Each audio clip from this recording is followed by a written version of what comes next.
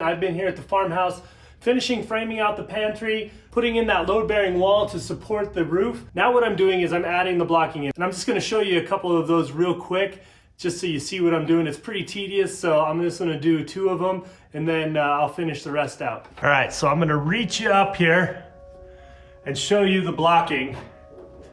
That piece of wood there, in between the rafter here, is the blocking. And I've got to do that in between every rafter and attach the top plate of the wall to the rafters with that. Unfortunately, all of the rafters here are about 1/8 of an inch to about 1/2 an inch difference between them. They're not the same, they're not uniform. So I'm gonna have to cut each piece of blocking individually. All right, so these are the fasteners I'm having to put on here. I have to do 3 nails per face per the engineer's instructions, and I got a new tool. This is from Harbor Freight. It's just their cheap $20 central pneumatic. They sell them at Home Depot. You can get different versions of them, but this is a palm nailer. I got this one from Harbor Freight specifically because it was quite a bit smaller than the Porter cable one that they carry at Home Depot, because I need to be able to get into that small space and nail down. So let me show you how this works.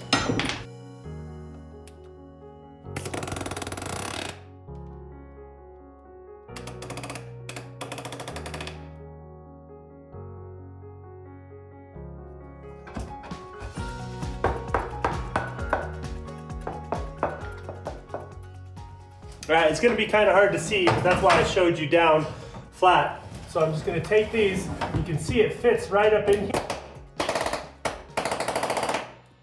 Nails in. I don't have to worry about swinging a hammer in this small little area.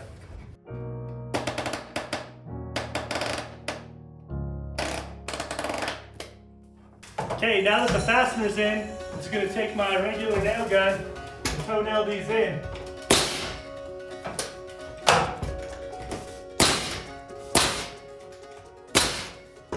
All right, that's what I gotta do in between every rafter. So today I'm Zeb's junior carpentry assistant. He's gonna be giving me measurements. I will cut the boards for him, and we're gonna try to knock out this blocking and get a lot of it done so that way we can move to some more fun projects. You're gonna hear the tractor in the background. They're doing the footings for the new stairwell that we're gonna be putting in, because we had to take the old stairs out. They didn't have any foundation underneath them. So you're just giving me measurements? Yeah, all right, you ready? Yep. Okay, 20 and an 8. Okay. Okay, and then 22 and an 8. Okay. 22 and a half. Okay. And then I think I can reach one more. 23 and an 8.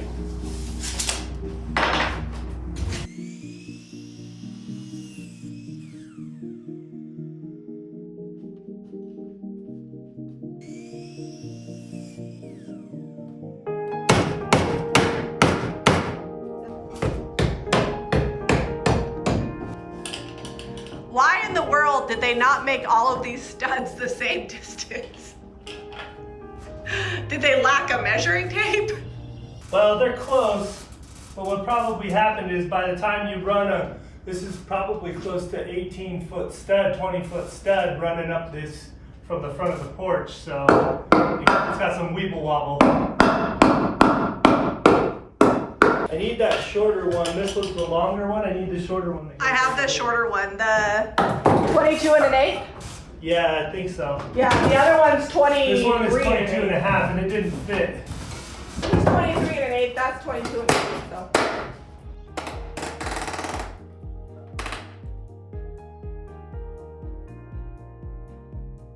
This Harbor Freight Central Pneumatic Palm Nailer is actually working really well. I've been really happy with it. We're gonna see if Jami can use it. I used a hammer. Why can't I use that? It's got a little trick. It jumps around on you just a little bit when you're first starting out and getting used to it. So we'll see. I'm not sure I like that. Okay, so just hold the nail, and you're gonna wanna hold it at the bottom of the nail. Okay, and then just get a couple hits, just push it down. Okay, now push it all the way down. Keep going. like that. All right, it's on. All right, now try another one. I don't like it. It makes me scared. Just keep your fingers out of the way. Well, yeah, but I have to hold it, right? It doesn't hit too hard if your fingers are there. Okay, now go. I don't like that. All right, we'll do one more though. Okay, because it pinched my finger. Oh, well, keep your finger out of the way. Well, you told me to have to hold it. Just for like the first hit. Okay, now go. Just drive it on in. I don't know. Okay, consensus. Something you can get used to, or you're gonna stick with the hammer? I'm gonna stick with a hammer. I feel like with a hammer, I have a lot more control, and I'm getting better about hitting it down here instead of right here. I'm just getting it.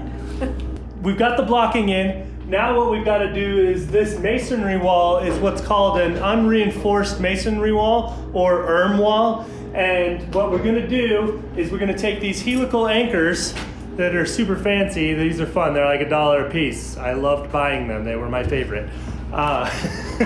So what we do is we just drill a hole. We've got to come 8 inches from the top of the wall and then 12 inches down and put an anchor at 8 and an anchor 12 inches away, every 16 inches along the wall. And every other stud just needs one anchor about 16 inches down. So we're gonna go ahead and do that and start anchoring this wall. So the idea behind this is if there's ever an earthquake or anything, this wall here will keep the ERM wall from falling out and down on somebody.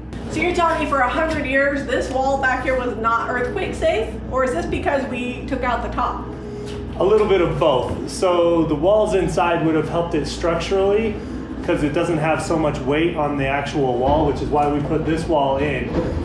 But yeah, so if there was an earthquake, a whole side of this wall could just collapse down, and which we don't have a lot of earthquakes. I think it's been 1,600 years since Utah's had a major earthquake. I don't know how they figured that out, but they did.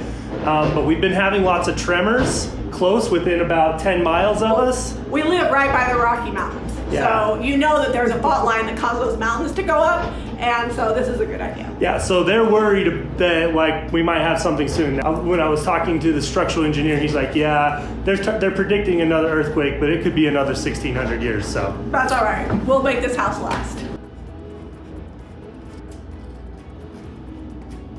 So what I want you to do, because I can reach these without the ladder, so I need a hole right in the center of this stud with the 5/16 bit, and then I'll come through with the masonry drill bit and drill into the wall. Okay.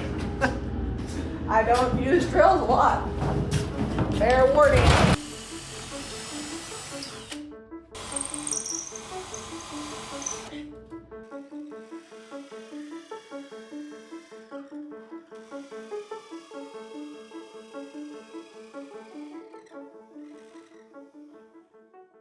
They make a special bit that goes on the end of a drill so you can twist these down in. I've discovered that if I just gently tap on the end with a hammer, they go right in. So I didn't have to buy the $100 bit to run this in there.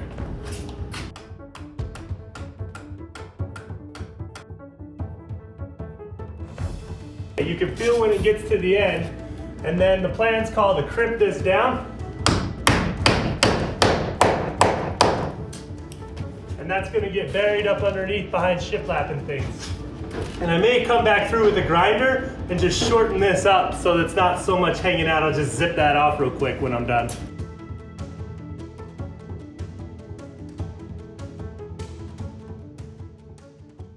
Zeb and I are working right along, following the plans and slowly but surely getting the blocking in. It's one of those things that's it doesn't seem like there's any progress, but when you look back in a week or a month, you can see that things are moving along and getting closer to the goal. Well, and this is pretty important. We don't want the wall to fall down if there's an earthquake or even a heavy wind or something comes through. You want the wall to stay standing. And combining these two walls together is going to make them really, really strong. I feel like consistency is what works. There's two different people in this world. There's the people who give up and the people who just keep going. And I feel like the people that just continue to work a little bit harder every day are the ones that make a difference and get things done that maybe nobody else is willing to do.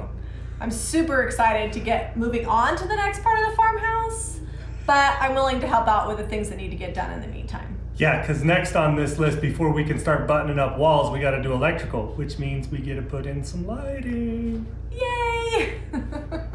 All right, guys, make sure you're hitting up JamiRayVintage.com for all your painting products. Help support our channel. Share this video with your friends. Be sure to give us a thumbs up and subscribe to Jami Ray Vintage for more DIY.